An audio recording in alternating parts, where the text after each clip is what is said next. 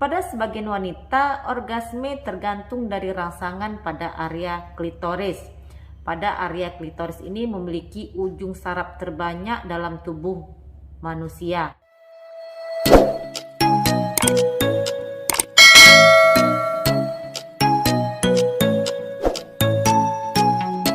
Assalamualaikum warahmatullahi wabarakatuh. Ketemu lagi dengan saya, Devi Febriani, perawat kamar bedah. Kali ini saya akan membahas mengenai suatu topik, yaitu orgasme pada wanita. Topik yang mungkin sebagian besar wanita masih merasa bingung dengan kondisi di saat mencapai kepuasan seksual saat berhubungan yang sering disebut sebagai mencapai klimaks atau orgasme. Saya pribadi juga sering bertanya-tanya bagaimana cara menggambarkan dan menjelaskan kepuasan seksual pada wanita. Kalau pada pria tentu sangat jelas sekali. Pada saat pria sudah mengeluarkan sperma berarti sudah mencapai kepuasan seksual. Lalu bagaimana dengan wanita? Orgasme pada wanita adalah pengalaman psikologis dan juga biologis yang sangat kompleks. Mencapai dan mengalami orgasme tentu saja tidak sama pada setiap wanita, jadi masing-masing berbeda. Orgasme dapat dihasilkan dari berbagai jenis rangsangan, termasuk rangsangan secara visual dengan melihat gambar atau video, atau rangsangan pada daerah vagina, dan juga bisa kena rangsangan di zona-zona sensitif seksual, biasanya terjadi pada daerah punting susu. Pada sebagian wanita, orgasme tergantung dari rangsangan pada area klitoris. Pada area klitoris ini memiliki ujung saraf terbanyak dalam tubuh manusia. Klitoris ini memiliki kaki dan juga umbi vestibular yang membungkus area vagina.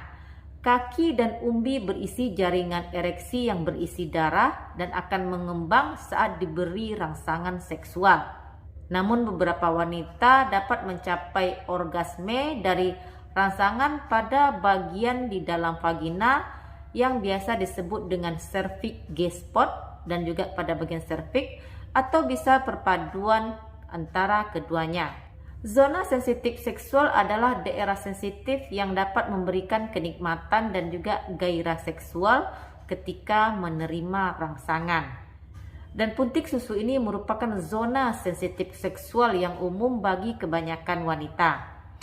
Setiap punting ini memiliki ratusan ujung saraf yang membuat jaringan payudara menjadi jaringan super sensitif. Jadi pada saat dilakukan sentuhan seksual maka dia akan sangat sensitif karena banyaknya saraf di daerah tersebut. Ketika punting susu ini dirangsang secara seksual, maka saraf yang ada di daerah punting susu akan mengirim sinyal ke korteks sensorik genital. Selama mengalami gairah seksual, darah akan mengalir ke alat kelamin dan akan menyebabkan alat kelamin menjadi lebih sensitif. Dan hal ini akan dapat meningkatkan detak jantung dan juga pernapasan pada wanita tersebut. Dan banyak wanita juga mengalami kejang otot ritmik di daerah vagina, rahim, dan anus selama atau setelah terjadinya orgasme. Dan kontraksi orgasme ini biasanya berlangsung antara 0,8 sampai 17 detik. Tapi tentu saja ini berbeda-beda pada masing-masing wanita. Pelumasan dimulai ketika hormon memberikan sinyal ke otak bahwa kamu sedang terjadi rangsangan secara seksual dan vagina akan mulai mengeluarkan cairan untuk membantu proses penetrasi. Kemudian akan muncul pembekakan di bibir vagina bagian dalam juga bagian luar. Meskipun orgasme pada wanita tidak disertai dengan keluarnya air mani, namun beberapa wanita ini menyemprotkan campuran urin dan juga secret cleanser scan dekat uretra saat terjadinya orgasme. Jadi teman-teman, jika pada saat melakukan hubungan ini keluar campuran urin dengan secret cleanser scan, kemungkinan besar teman-teman sudah mencapai orgasme. Orgasme ini adalah merupakan suatu respon fisik dan juga psikologis. Beberapa wanita mungkin perlu merasakan benar-benar dicintai pasangan untuk dapat mencapai orgasme. Masalah tidak merasakan orgasme sering terjadi pada wanita yang mengalami stres yang berlebihan, dan juga tekanan hidup yang sulit, kesehatan fisik dan mental yang buruk, riwayat aborsi, dan juga pelecehan seksual.